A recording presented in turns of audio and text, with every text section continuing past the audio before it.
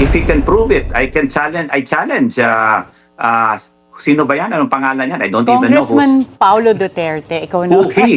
Di ba? Yeah. Who he. Oo nga. Sir, may question ako, sir. What is your reaction about Attorney Harold statement pertaining to your allegation na kung hindi mo daw mabigyan ng evidence Attorney Harold, sir, Prestisyo? sa Harold yan. Harold Abel, Sino yan? yung asawan sambayanan, Oo. sabi kasi, Calieja. correct. Calieja. Oo. Kung hindi mo daw Sabi niya- substantiate, Correct. Ano yan?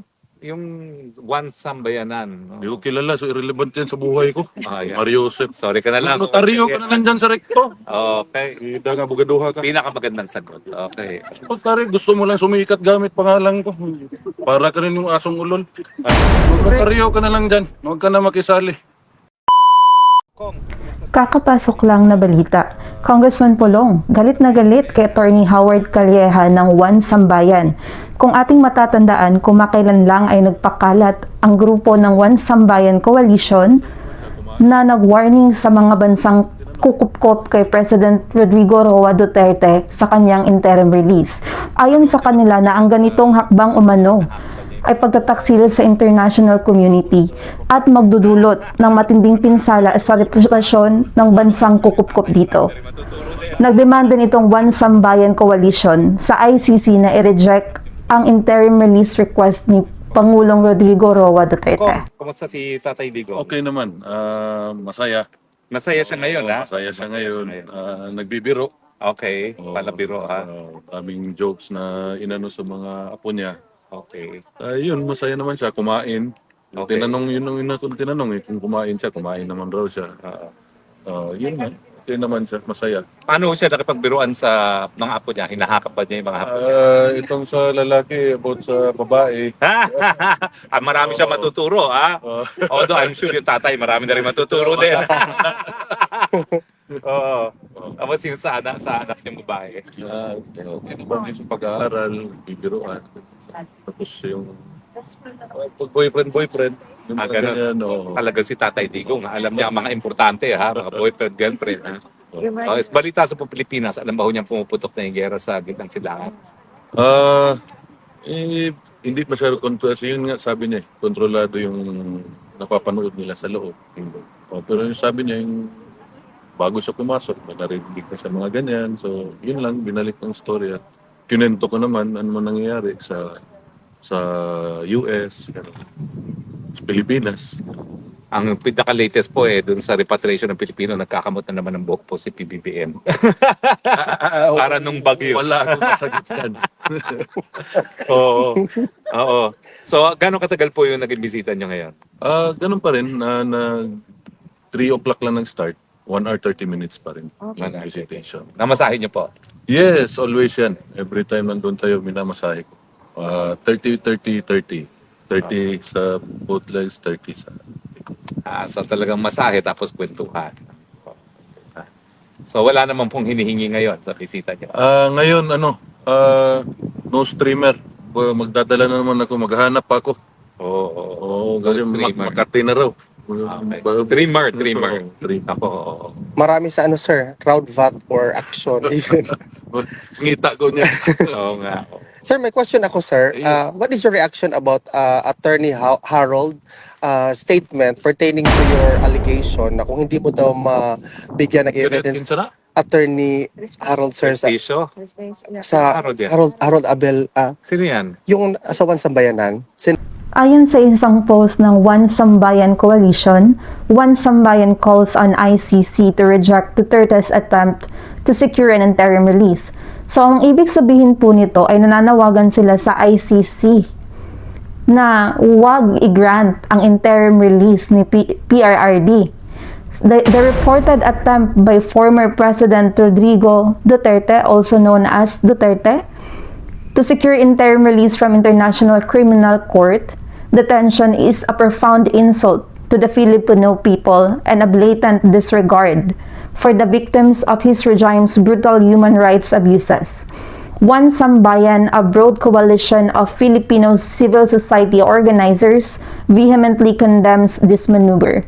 So sinasabi po ng One Sambayan na Ang pag-request o mano ng interim release ni PRRD ay direktang insulto sa mga Pilipino at pagsasawalang bahala sa mga biktima umano ng mga pag-aabuso sa karapatang pantao sa panunungkulan noon ni PRRD. Is reminding the ICC and other nations that, President Duterte or ex-President Duterte has been charged with high crimes against humanity. Ito yung pagpapatay, yung EJK niya and everything. So this is not something serious. This is very serious and not something lightly to be taken into. That's why we ask the ICC to consider not approving this request for interim release and Sabi kasi, Calleja. Calleja, correct. Calleja. Oo. Kung hindi mo daw Sabi niya- substantiate Correct. Ano yan? yung one sambayanan. No? Hindi ko kilala, so irrelevant yan sa buhay ko. Yeah. Mario Joseph. Sorry ka na lang. Notaryo ka na lang dyan sa rekto. Okay. Ida nga, bugaduha ka. Pinakamagandang sagot. Okay. Notaryo, gusto mo lang sumikat gamit pangalan ko. Para ka rin yung asong ulol. Magnotaryo ka na lang dyan. Huwag ka na makisali. Sa Bisaya, ang tawag na mga anabay, apil-apilon ka. Paghilom. Well, Hindi ko kilala yan. Ano yung pangalan? Howard Calleja. Howard Calleja, sir. Attorney Howard Calleja. Notaryo ka na sa kalye. Anyway, Calleja naman siya. No? So, kasi, Pakialam ko sa'yo. pero yung sinasabi nyo yung, ano masasabi nyo nga doon sa mga kapwa Pilipino pa natin, no? Na nagsasabi na dapat wag daw tanggapin ng ibang bansa si Tatay Indigo. Eh, di kausapin nyo yung ibang bansa. Opinion nyo yan. May sarili kami, pamilya kami. Huwag nyo kami pigilan sa opinion namin sa tatay namin. Kasi kung tatay nyo yan, sana gusto nyo, idasal ko, tatay nyo lahat, patay na. Ayon pa dito, furthermore, the prospect of the Duterte's interim release poses a grave threat to the safety and well-being of witnesses and the families of victims who are already actively participating in the ICC proceedings. There is a serious risk that Duterte will use this opportunity to communicate with his supporters and potentially incite further intimidation or violence against those who have bravely come forward to testify against him. This chilling possibility underscores the urgency of rejecting his request for interim release and highlights the potential for further victimization.